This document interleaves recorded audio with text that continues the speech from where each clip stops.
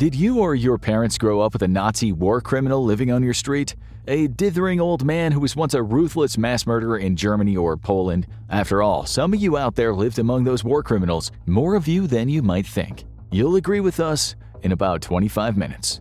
At the end of April 1945, the smell of Adolf Hitler's smoldering flesh filled the nostrils of the few people who witnessed his ad hoc cremation in the Reich Chancellery Garden. Berlin was in flames. The Red Army was marching in, leaving piles of dead German soldiers and civilians in its wake. The grand prize. Many of the highest-ranking Nazis, the chief executioners, sadistic scientists, and the demented doctors were scurrying from Germany like rats from a house fire, some of them with assistance from the very people they'd been fighting against for 6 years. On April 30th, Hitler said his goodbyes to the 20 or so people in the Führer bunker in Berlin. He had already informed a select group of men of the plan: burn me until there's nothing left of me. Don't let those Soviets take my body as a trophy. Turn me into ashes, Hitler demanded. Don't leave anything. Still, when Hitler gave that order, he knew there was still a possibility of escape. His private pilot, Hans Bauer, whom Hitler had a very close bond with, had pleaded for his boss to get the hell out of the bunker and fly to freedom. Bauer had been saying this for weeks. Even when the Red Army shells made Hitler jump every so often, Bauer was still sure he could fly his Führer to safety.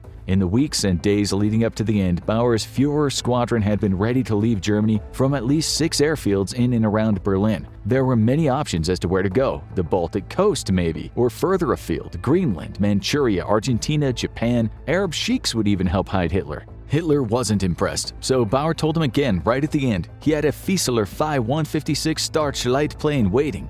He could take off from the Tiergarten near Brandenburg Gate and head straight to Bavaria, and from there to safety on the other side of the world. Hitler again refused. He was not going to spend his life on the run, not like the others. He thanked Bauer for his concern and his duty to the fatherland and handed him one of his prized possessions, a portrait of the Prussian King Frederick the Great. And so on that day, sometime in the late afternoon, Bauer was there when Hitler's dead body was wrapped in a blood-stained rug and taken into the garden. Tears filled Bauer's eyes. Just days before, he'd watched his Führer feed nuts to squirrels in that garden. Hitler had been the best man at his wedding, and now he was being doused in gasoline, treated no better than the garbage. On May 1st, Hitler's propaganda chief, the ever-loyal Joseph Goebbels, also became a smoldering mass of flesh and bone in that garden. His wife, Magda, burned next to him. The Soviets would find at least some of their remains. Turned out that the cremation job was a shoddy one.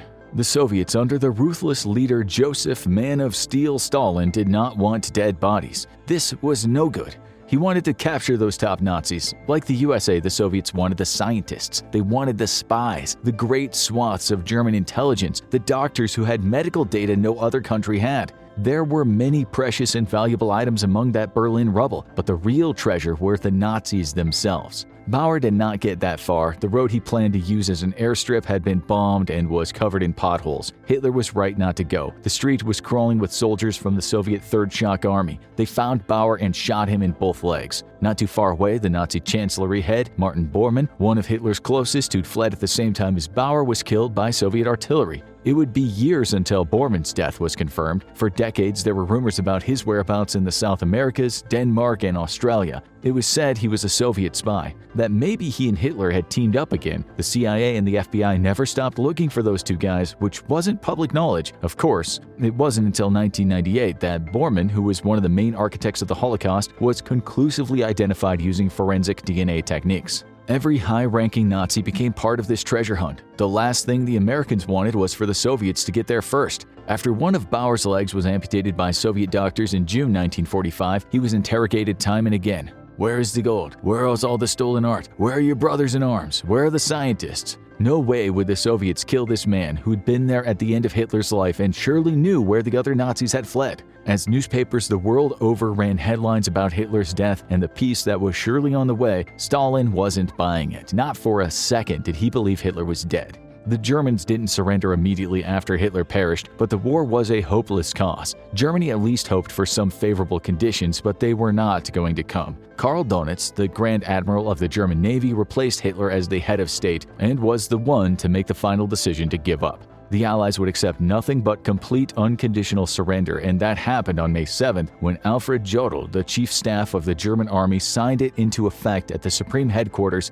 Allied Expeditionary Force at Reims in northeastern France. It was the best of times, it was the worst of times. Millions of people had died. Soldiers had returned home with missing limbs. The Soviets, who'd suffered far worse than anyone else, were barely in the mood for the kind of celebration seen elsewhere. 27 million dead, economic chaos. It was terrible for the Soviets, although their propaganda machine played down just how bad the war had been. Stalin didn't even know how close the Americans were to executing the first nuclear bomb test under the Manhattan Project. His dream of world domination diminished the moment his aide whispered in his ear on July 16th that the Americans had completed the test. He was attending the Potsdam Conference at the time with the British and American leaders.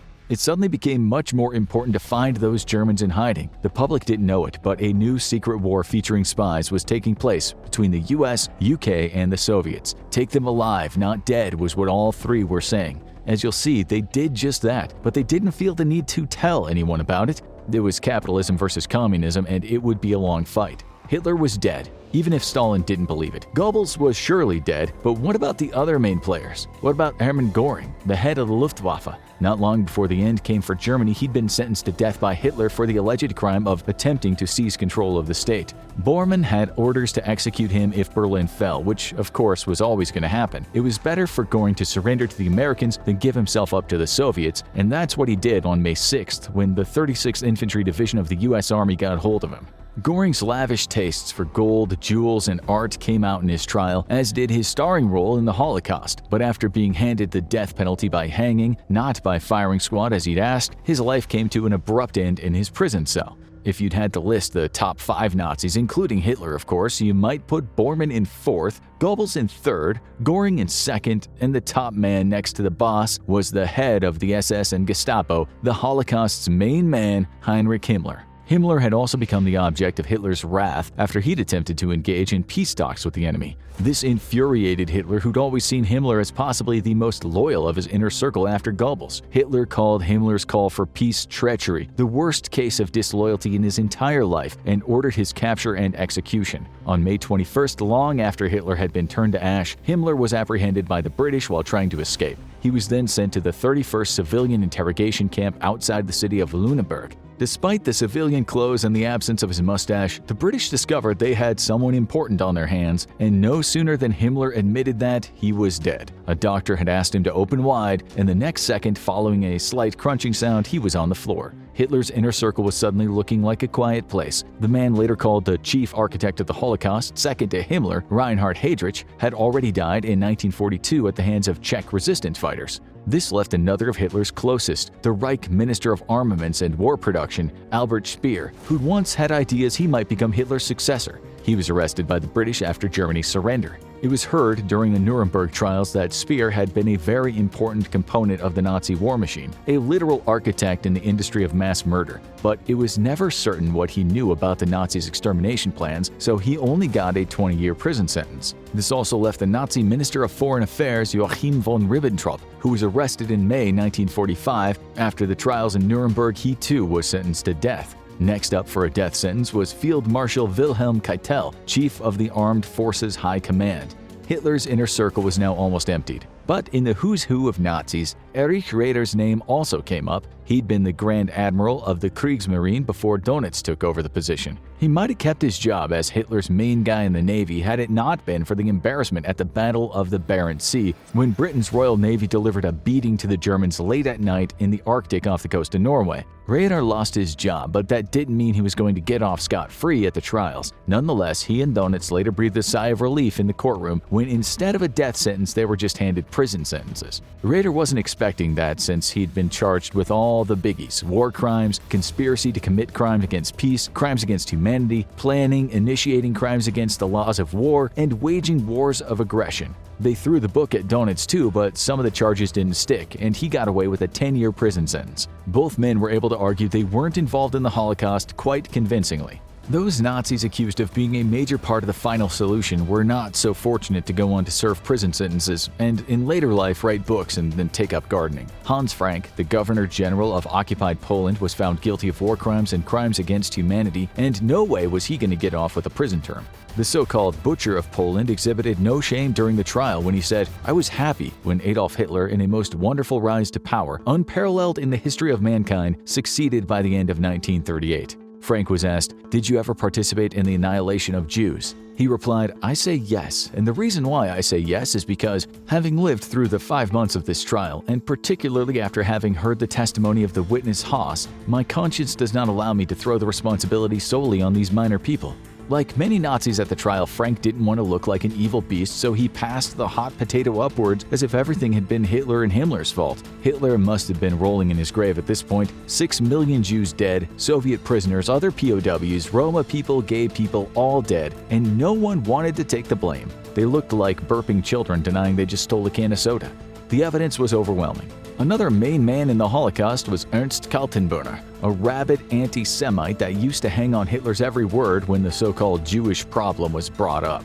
In the opening statements, he was asked if he was aware he was being charged with being one of the people connected to Gestapo terror and the atrocities of the concentration camps. He said he was and accepted that the hatred of the world is directed against me. While his name might not always pop up in conversations when people nowadays talk about Nazis, he was what the people said he was, the monster of the Holocaust. Well, one of them anyway. Still, like the others, he passed the hot potato, stating in the middle of the trial, "I never saw a gas chamber, either in operation or at any other time. I did not know they existed." Like many at the trials, he tried to minimize his part in the mass murders, saying he just followed orders. He was one of 10 men, some of whom we've mentioned already, that was hanged on October 16, 1946, beginning at 1:11 a.m. Precisely at 1:52 a.m., it was Kaltenbrunner's turn. His last words were, "I've done my duty by the laws of my people, and I am sorry my people were led to this time by men who were not soldiers and that crimes were committed of which I had no knowledge." It seems he died throwing that hot potato.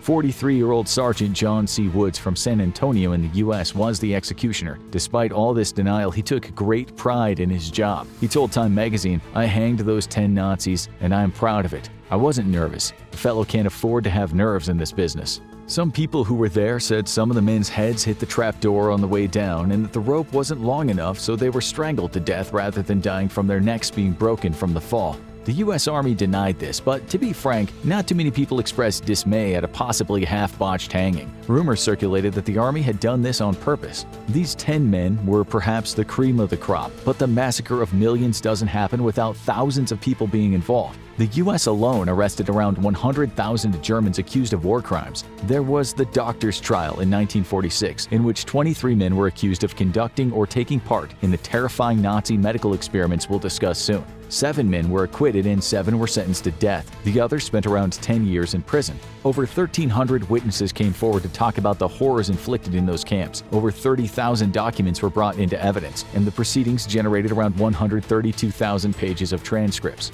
One of the men featured in those transcripts a lot was Adolf Eichmann, another architect of the Holocaust. This man helped to bring millions of Jews into those camps where they would live in horrific conditions and almost always be exterminated. Eichmann was one of the men that designed the plans for the final solution. He often gave the orders to many of those who would later pass the blame on to anyone but themselves. One of them was Rudolf Haas. The testimony of Haas shocked everyone, and it suddenly made Eichmann one of the most wanted men on the planet. Haas served as the Auschwitz commandant and was one of the people responsible for introducing the pesticide Zyklon B as the weapon to kill millions of people in the gas chambers. He didn't deny it. He also said something that put Mr. Eichmann in deep water. Haas was asked, "Witness, did the state police, as an authority of the Reich, have anything to do with the destruction of the Jews in Auschwitz?" He replied, "Yes, insofar as I received all my orders as to the carrying out of that action from the Obersturmführer, senior assault unit leader, Eichmann." This name popped up time and time again, and to everyone's alarm, he wasn't one of the men about to testify in any trial. He'd done a runner, and as you'll see, he had some help. Haas came right out with it, explaining in a written statement that he later confirmed in court, "We executed about 400,000 Hungarian Jews alone in Auschwitz in the summer of 1944. He admitted to murdering 20,000 Russian POWs as well as torturing British POWs. He said at Auschwitz they executed 2.5 million people, while 500,000 more died from starvation." Some of the more important words ever written after World War II were in Haas's signed testimony. You need to hear this from the horse's mouth because it is so astonishing. "I used Zyklon B, which was a crystallized prussic acid that we dropped into the death chamber from a small opening. It took from 3 to 15 minutes to kill the people in the death chamber, depending on the climactic conditions. We knew when the people were dead because their screaming stopped. We usually waited about 1/2 hour before we opened the doors and removed the bodies. After the bodies were removed, our special commandos took off the rings and extracted the gold from the teeth of the corpses." Haas explained how mothers would hide their children in the camp, how he and his men tried to keep the extermination secret from the rest of the prisoners, but the foul and nauseating stench gave it away.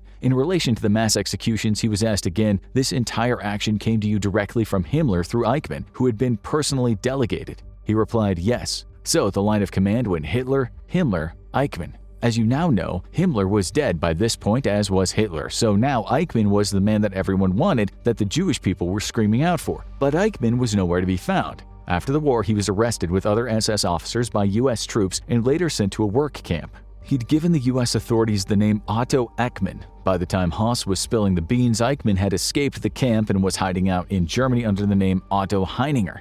For those escaped Nazis to survive on the run, they needed a lot of friends. One of them was the Austrian bishop Alois Hundal, a man who years later would refuse to admit he'd done anything wrong, famously saying, "We do not believe in the eye for an eye of the Jew." It was Hundal who made it possible for Eichmann and many other war criminals to hide out in monasteries and Nazi safe houses until they had sufficient paperwork to get a passport and head to Argentina or another far-flung nation.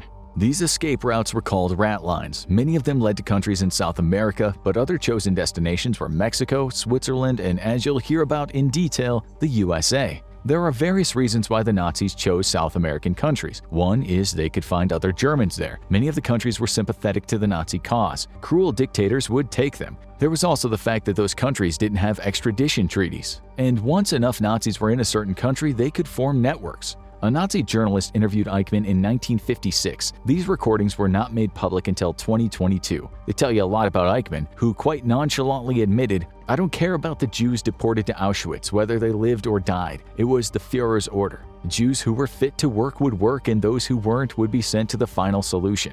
As he said those sobering words, Jewish Nazi hunters were sure Eichmann was somewhere in Argentina. Eichmann had actually settled in well, working various jobs and at one point becoming the department head at a Mercedes-Benz plant in Buenos Aires under the name Clement. Little did the Nazi hunters know that the CIA already knew that. The CIA even had its own Nazis in South America on its payroll. Many years later, the agency declassified 27,000 documents about former Nazis and their lives on the run. One of the documents reads that Eichmann is reported to have lived in Argentina under the alias Clemens. He was actually living under the name of Ricardo Clement. Why no one told the Nazi hunters is complicated. It's believed that the West Germans and the British also knew much that those Nazi hunters wanted to know. This was the Cold War, and perhaps those countries like the US had a reason for not sharing all their intelligence. You'll understand this more clearly soon. For now, we'll just say some men were supposed to stay hidden.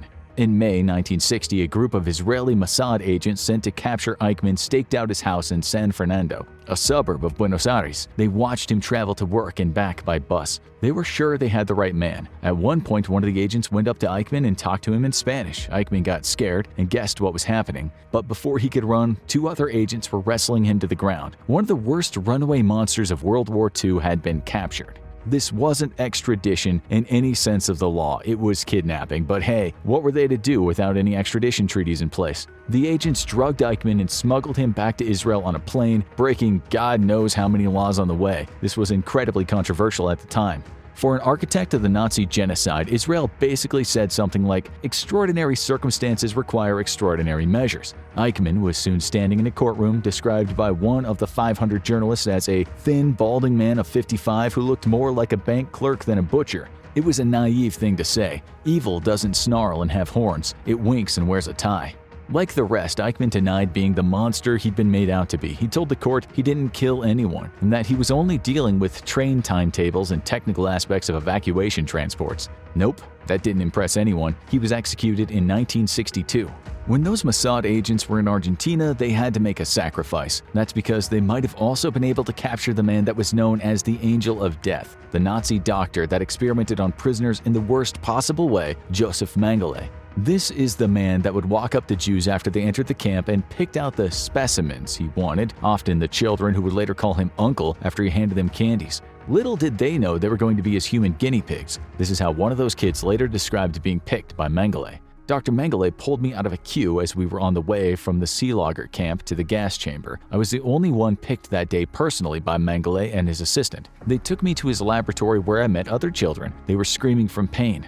I was injected with drugs and chemicals. On the behalf of the German pharmaceutical companies and the war effort in general, Mengele would purposefully infect people with diseases. He gave some gangrene after rubbing dirt and glass and wounds he'd made. He operated on people without anesthesia. Sometimes when he was done, he ordered them out the back of the lab where they were shot. It's not certain how many people were victims of these terrible experiments, but it was likely in the region of 27,000. It's been reported that over 4,300 of them died, and many more were rendered disabled or left with terrible scars. Lots of them later testified about the horrors they'd faced in the camp. His infinitely unethical work, of course, was useful to the Nazis. In a sane world, you can't experiment on humans, but in the world of war, the Nazi war, that suddenly became possible. Some were left outside to freeze to the point of death and then were dangerously heated up. Women had their muscles and nerves removed. Many had entire limbs hacked off. Some were given deadly blood infections. Dr. Zdenka Nedvedova-Niedla, a Czech doctor who worked alongside Mengele, later testified high amputations were performed. For example, even whole arms with shoulder blades or legs were amputated. These operations were performed mostly on insane women who were immediately killed after the operation by a quick injection.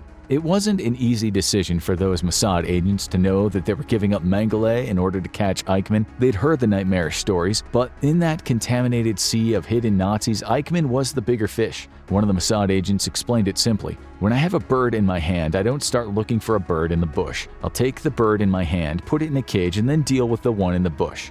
But by the time the Red Army liberated Auschwitz on the 27th of January 1945, Mengele was long gone. When the Americans got him in June, he'd already given all his important documents to a nurse. The US had no idea who they had on their hands, so they released him under the name Fritz Ullmann, which he later changed to Fritz Hollmann. He stayed in Germany for a while working on farms, but when those testimonies revealed his sadistic experiments, he managed to persuade enough people he was worthy candidate for a first-class rat line ticket. SS members helped him get to Italy, where they got a passport from the International Committee of the Red Cross. In 1949, he sailed on a ship to Buenos Aires and later worked as a carpenter under the name of Helmut Greger. He was being careful for a good reason. A sure death sentence awaited him in Europe. But his confidence grew over the years. He made trips back to Europe to see his family, even going on a skiing holiday. Back in Argentina, he started a pharmaceutical company. He gave young women illegal abortions. He never really changed. Speaking about Brazil, he once wrote in his diary, "Brazil is a nice country to live in despite the mixing of races, but there are many people who, like me, believe and are sympathetic to the Nazi movement and racial ideology." He remained a fan of eugenics, writing in another entry, "Weaker humans should not be permitted to reproduce. This is the only way for humankind to exist and sustain itself." During the trial of Eichmann in 1961, Mengele's name was mentioned numerous times. Later, in 1963, during the Frankfurt Auschwitz trials, a witness named Vera Alexander shocked everyone in attendance when she said, "There was a set of twins, gypsies, whom he took away one day from the block where I was. That was the Ziegunterlager, the gypsy camp. Some days later, he returned with them with veins in their arms and their backs sewn together."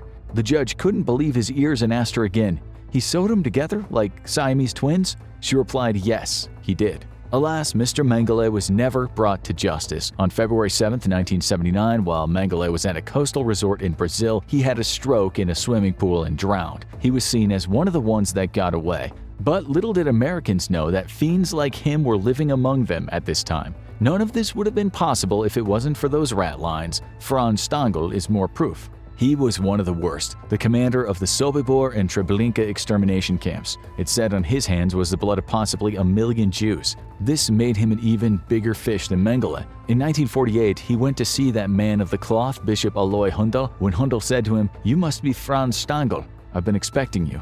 He went first to Syria with the documents Hundal gave him, and later he headed to Brazil. With his family in tow, he worked in Sao Paulo at a Volkswagen car plant. But for once, justice was served and Stangl was extradited. He was back in West Germany in 1967 and he was sentenced to life in prison in 1970. Just 6 months into that sentence, he died from heart failure. He called the Jews he killed mere numbers, cargo, as he said one time. About mass murder, he stated, "That was my profession. I enjoyed it. It fulfilled me. And yes, I was ambitious about it. I won't deny that." One of his last interviews, he told a journalist, "In reality, I share the guilt." 19 hours later, he was dead.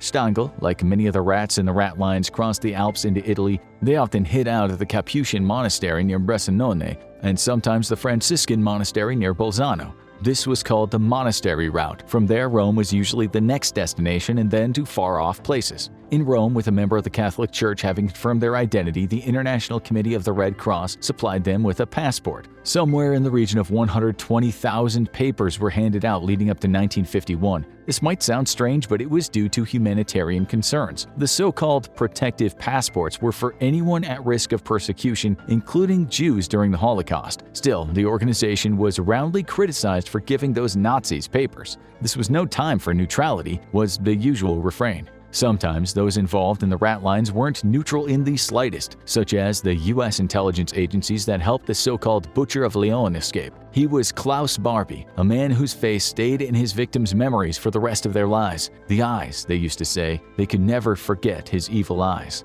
Like a James Bond villain, he interrogated people suspected of being part of the French resistance with a cat in his arms. Survivors testified that he'd put the cat down and walk over to his toolbox, telling them, "You will speak to me, trust me, you will talk." They all do in the end. One of them later testified, Barbie took pleasure, a pleasure that was astounding in torturing.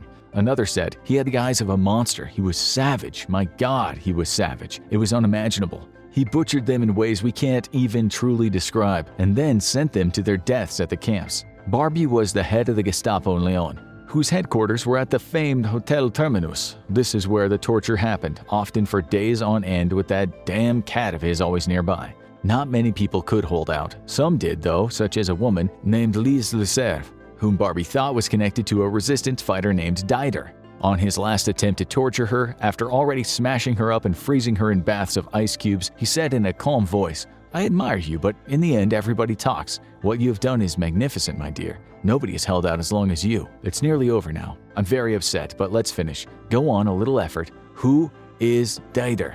She said nothing, just looked at him from her swollen eyes with a hatred she never thought she could muster. He then said, "Liquidate her. I don't want to see her anymore." Stories like these were common. It was discovered after the war that Barbie sent possibly 4,000 of those people to extermination camps, including dozens of orphans. This was a man with plenty of information about spies. He had a lot of intelligence in his mind and in his little black books, so after the war, he was a man of great value, a top asset. The British got there first. Their agents beat him and interrogated him, asking him everything he knew, including the names of all the secret communists in Europe. God only knows the US wanted those names more than anyone. In fact, the US took Barbie away from the Brits. A paper written on the matter reads, CIC rationalized that if unemployed, Barbie would renew his overtures to the British, who would find out that the CIC had not turned him in. The U.S. Army Counterintelligence Corps, an early iteration of the CIA, knew the French wanted Barbie the Butcher to pay for his crimes, but he was just too good to give up, so the CIC put Barbie on their payroll. They said if he spied for them as an anti-communist, he'd live very comfortably and get hundreds of dollars for his work. Well, thought Barbie, that sounds better than hanging from a rope. They also promised him they'd make his name disappear, since word was already getting around about this Butcher of Leon. It wasn't an easy decision for the CIC. They knew the French wanted justice. It was just a matter of thinking about what was better in the greater scheme of things, and the agency chose to keep Barbie. Now, things get really crazy. A now declassified file states in 1951, the CIC sponsored his escape to South America via a rat line operating through Italy. The question is, who did they pay? In actions that many years later the U.S. Justice Department would have to issue apologies over, the CIC enlisted a fascist war criminal who was one of the main instruments of ratline escapes. He was the Croatian priest named Dr. Krunoslav Draganovic, a nasty piece of work said to be behind the murder of hundreds of thousands of Orthodox Serbs and Jews. Here is a part of a secret CIC memo that was decades later unearthed. The 430th CIC detachment has been operating with what they term a rat line evacuation system to Central and South America without serious repercussions during the past 3 years. At the cost of approximately $1,000 for each adult, 430th CIC is transferring evacuees to Italy, where they are provided with legal documentation obtained through devious means there. South American dictators ran a tight ship in terms of capturing and killing their enemies, and Barbie was the king of interrogations. They tortured their critics and made others go missing. Since they were anti-communist, things got the backing of the U.S. under Operation Condor. The U.S. paid for and arranged coups of democratically elected leaders, so relatively speaking, having a Nazi on the payroll wasn't really such a big deal. There's even more circumstantial evidence that it was Barbie and the CIA working in a collaboration that led to Guevara's capture by Bolivian soldiers. We now know that Barbie was also on the payroll of West Germany's Federal Intelligence Service. He was Agent 43118. Like the US, West Germany would rather not have this come out, but it did. Barbie worked with other organizations that killed indiscriminately and ruled by fear, the drug traffickers. For a while, he helped Bolivia's biggest drug lord Roberto Suarez Gomez, aka the King of Cocaine. He later got pally with Pablo Escobar and his Medellin cartel. Escobar gave him money for his anti-communist work, which was kind of weird given the US was after Escobar, yet at the same time working with Barbie.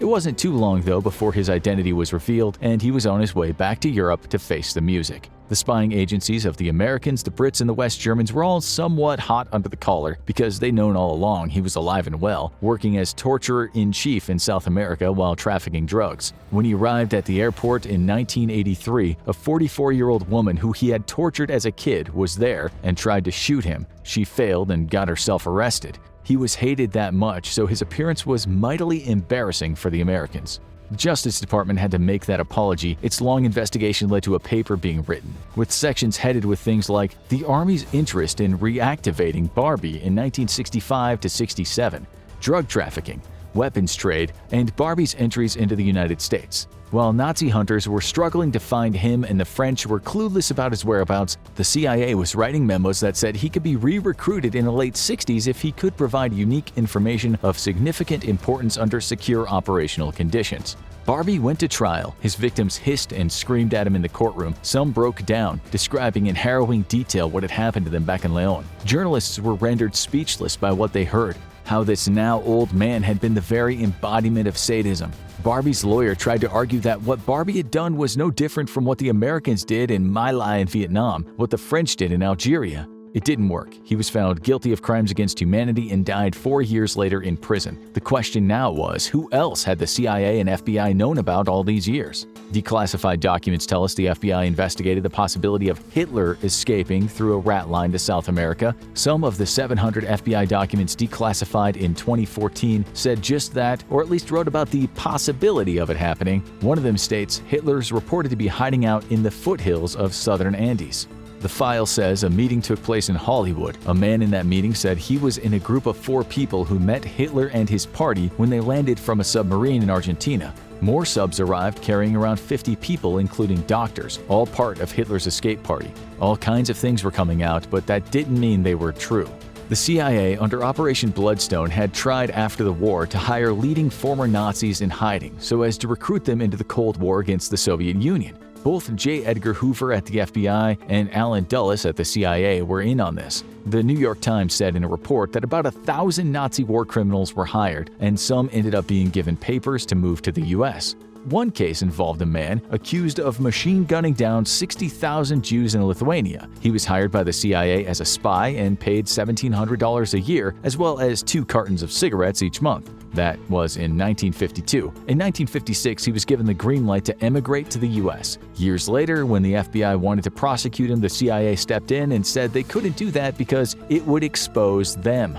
In 1980, the FBI told the Justice Department to please step aside when the latter said, "We know at least 16 Nazi war criminals are living in the U.S. and working for you." They were FBI informants, giving information to the agency on who in the U.S. had sympathies for the commies. 16 had been hired, but in 1980 only 6 were still on the payroll. The FBI sent a memo to its agents reminding them the most important thing was protecting the confidentiality of such sources of information to the fullest extent possible. One of those undercover agents was SS Officer Otto von Bolschwing. He'd worked under Eichmann and once authored a research paper on how to best terrorize Jewish people. Despite being a war criminal, he was hooked up with the CIC after the war, and later, when he became the CIA, Bolschwing was one of the agency's best European spies. The CIA thanked him in 1954 when it moved him and his family to New York, what the agency said was a reward for his loyal post-war service. Another note admitted that if the Israelis find out and he's exposed as one of Eichmann's main men, it'll be embarrassing to the U.S.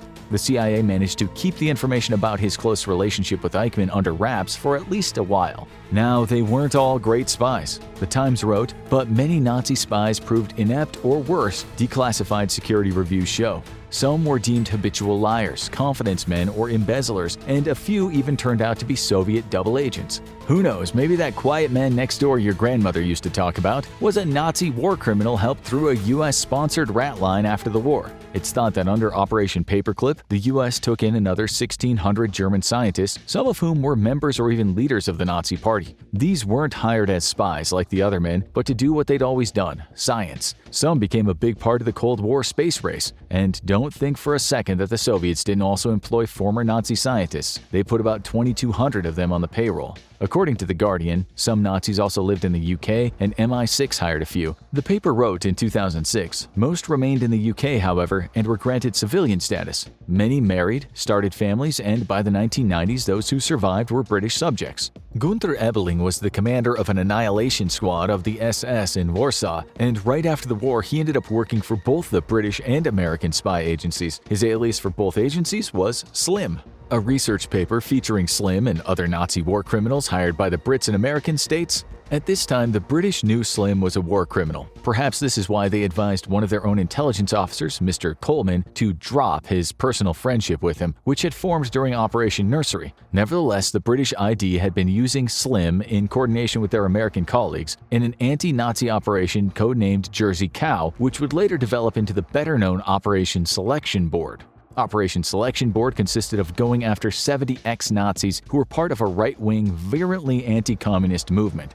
These rabid and dangerous war criminal anti-communists had actually believed that they would get help from the British and Americans since they were so against Stalin. It was later written, fantastic as this idea may seem, it made sense to these people, and they believed that the British and American authorities would accept it. They then decided to make the supreme effort. At the risk of certain imprisonment, if their plan failed, they sent 5 of their leaders to make contact with the authorities, reveal their identities as fugitives, and make their proposition. The paper also states that Klaus Barbie was responsible for the procurement of supplies for the organization and the establishment of an intelligence network throughout the British and American zones. For a while, the agencies played along and told the Nazis they were behind them, that they'd help them set up a new right-wing government so long as they went after the communists. But the agencies hired Slim to help them arrest these Nazi war criminals, as well as the remaining Hitler Youth in Operation Nursery. In one swoop, the Americans and Brits arrested 50 of these Nazis. A book about the matter states, this was the last large organized group of Nazis to be formed in the western zone of Germany. It was completely broken up, its activities were publicized, and its story now serves as a reminder to the German people of the futility of nationalistic actions outside the scope of existing democratic processes now in operation in Germany.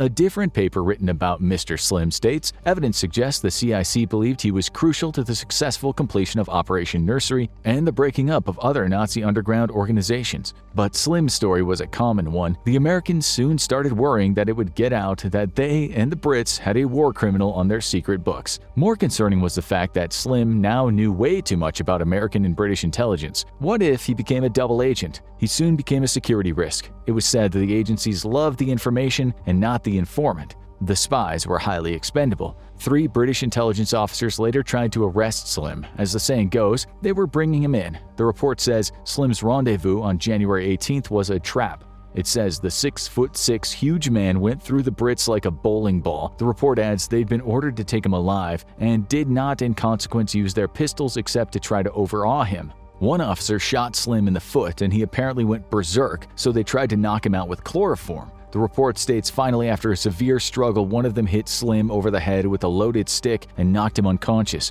They shoved him in a car, pending advice from the Americans, but before they could get him to the Americans, he died in the back. We imagine his last words were something like, "You double-crossing, lying pieces of shh." If this story proves anything, it's that the end of the war was certainly a murky business. Now you need to watch the full version of how they finally caught the Nazi butcher, or have a look at World War II serial killer even the Nazis wanted dead, Dr. Satan.